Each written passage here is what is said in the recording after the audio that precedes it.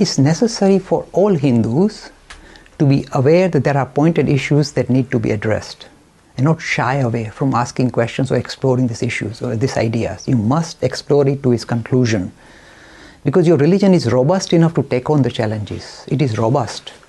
If it was something that was kind of shaky on foundation, then if you ask robust question, it will collapse. Some people run away from this robust question because they know they are on shaky foundation. They say, don't ask, please leave us alone. I won't make any comment about any other religion because this is not a point scoring exercise. But the religion that you come from has always given you permission. This is not new. Hinduism has gone through so many different phases. Sometimes it was almost atheistic, in a certain period. It's prepared to go down that line even. So we have seen Richard Dawkins in the past, nothing new. So we've gone through a variety of different phases, and we are ready for that. We embrace the idea of an evolving, living religion. So here is this, if you like, considered to be a living religion. And then you go to modern India, and you say, oh dear, what are these guys doing here? They seem to have lost the plot completely. I've just been talking about divinifying humanity, seeing spirit in man and women, seeing and serving God in humanity.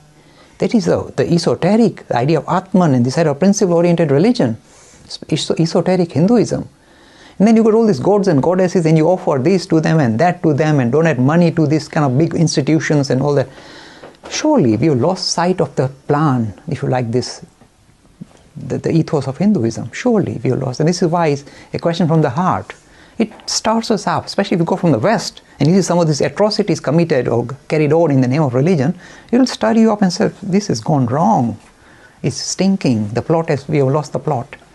You should address this issue. My answer is this. Majority of human beings, including the Hindus, look, never think that we are special and superior. We are not. We are as bad as any other human, perhaps sometimes worse in many cases. Be aware of that. Don't be frightened to understand it.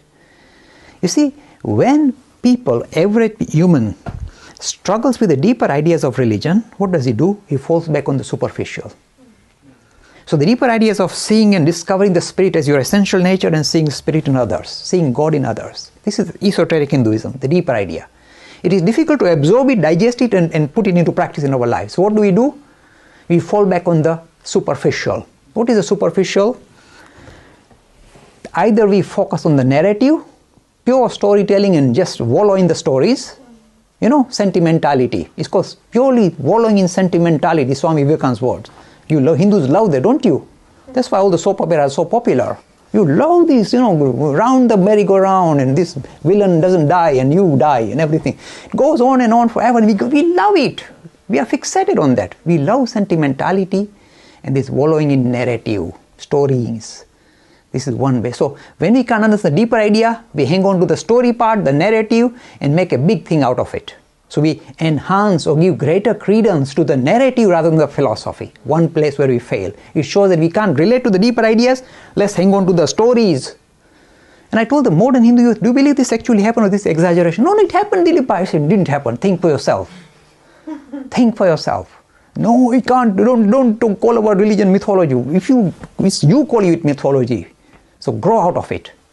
So either we fall back on the narrative, or the second thing we fall back on is the external is this idea of doing liturgy. We went to the mandir and we did this goddess puja and we did this, arpan kairu and kairu. So you basically, because you don't relate to the deeper idea, you kind of grab the superficial. It is easy, suppose you are well-to-do, it's easy for you to say, I'm going to offer this much gold and this much money and this much milk to Shankar Bhagwan in the temple, and you get servants to carry it for you and go click your fingers and you go in, and it's easy to do that. But to say, look, stop seeing God in this image and start seeing God in the street outside your house. When you see that destitute girl walking up and down hungry, do something for her. That's your living God. That's an image of God. This is a living God in front of you. That's your religion teaches you. We don't want to do that because this girl, then I have to look after all her life. How can I do? I don't have time for that. Easy to just throw some coconuts and flowers at these images and get away with it. So this is what happens. This is, if you like, look, it's a very cutting comment. And I may get a lot of stick for it. No, it's true. But I need to talk. When we struggle with the subtle, the difficult, you know what Swami Vivekananda said? Not Swami Vivekananda, Swami Ashokanand, one of the modern proponents of Hinduism, very lovely, enlightened personality. Some of the Swamis are enlightened, you can make out. Do you know how you make out? The material that comes out of the mouth is original. They never borrow from anybody else. They comes out naturally. There's a Swami Ashokanand in San Francisco who passed away in 1969, a recent one.